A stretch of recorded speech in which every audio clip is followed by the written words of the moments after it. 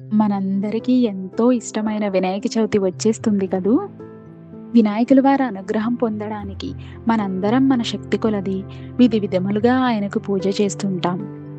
కానీ మనం చేసే పూజతో పాటు ఈ ఒక్క పని చేస్తే చాలు ఆయన ఎంతో సంతోషించి మనల్ని అనుగ్రహిస్తారట. అది ఏమిటో ఈ వీడియోలో చూద్దాం. అందరూ మన ఛానల్‌ని సబ్స్క్రైబ్ చేసి సపోర్ట్ చేయండి. ఒకనాడు గణేశునికి మేనమామ అయిన శ్రీ మహావిష్ణువు ముచ్చటపడి తన మేనల్లుణ్ణి వైకుంఠానికి తీసుకువెళ్ళాడట. అక్కడ గణేశుడు ఆడుకుంటూ సుదర్శన చక్రాన్ని ముందు పెట్టుకొని ఇదేదో భలే బావుందే అని తొండం కింద పెట్టి మింగేశాడట.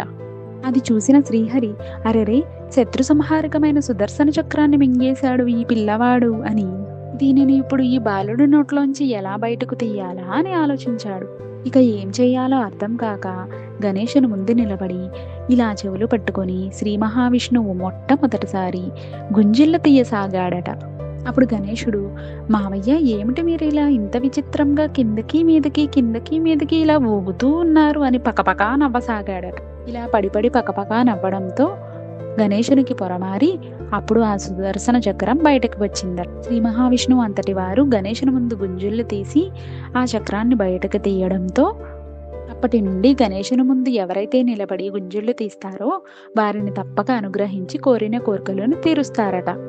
గణేశుని పూజ అంత తేలికైనది.